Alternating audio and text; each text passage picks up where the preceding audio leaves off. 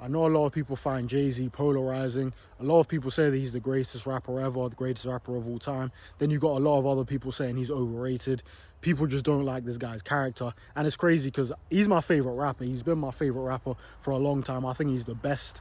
But even me, I kind of look at this guy and I feel like he taught me about the art of perception, because the way this guy's been able to position himself, his career is, I wouldn't say fraudulent, but when you look back at his career, it's very far from perfect. And then the moves that he made at the right times has put him in this light of being the best.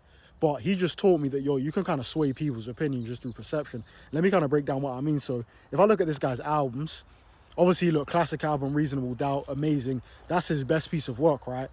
But after Reasonable Doubt, if you actually listen to his music, none of that music is really similar to Reasonable Doubt, right? So that's a classic album.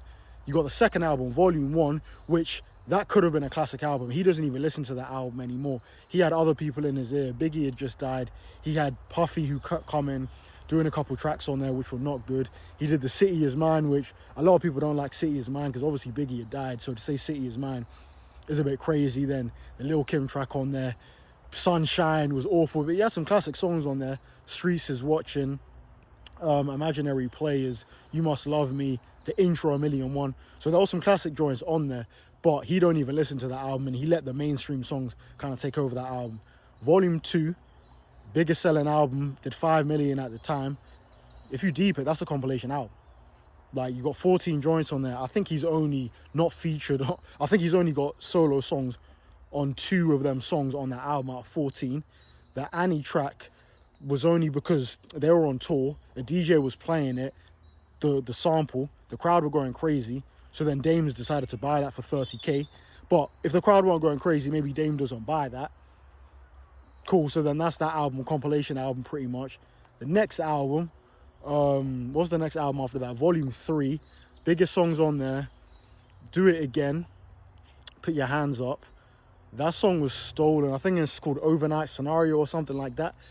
That song was pretty much stolen. The chorus, like 1 a.m., we was in the club, whatever. That chorus was stolen from another group. I think the song might have already been out.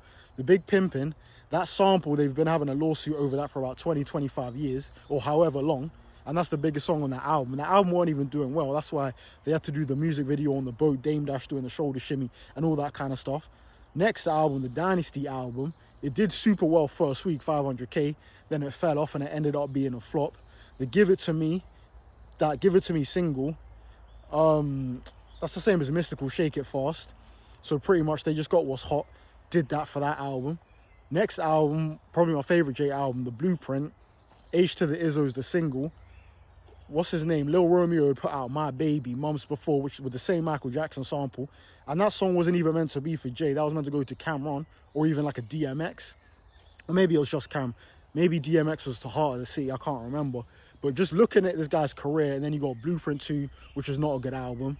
The Black Album is one of his best albums, called That's His Farewell, amazing. But when you just look at this career, and then he retires, because 50 comes in, 50's selling all these records. Jay, he won't say that 50 made him retire, but he retired after 50 coming with his Tsunami Wave. Cool. Retires for a few years. American Gangsters, that's a quality album. That's closest to Reasonable Doubt. That's a classic album for me. Then he gets married to Beyonce. He starts going safe. He wears the glasses. His perception changes. Now he's worth $2 billion.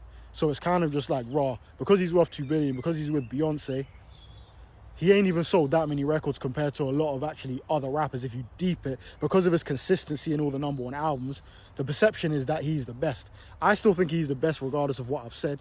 But it made me think that raw, if you make the right moves, you're going to be the best. Like if 50 Cent, or maybe not 50 Cent, but if Nas was with Beyonce, for example, and he was worth $2 billion, people might say that Nas is the best rapper ever just because of what he's done. So Jay's taught me you can literally finesse people with perception by making the right moves, and you can rewrite history, man. So I still think Jay's the greatest. A lot of people don't, and I understand why, man. But perception trumps reality every time.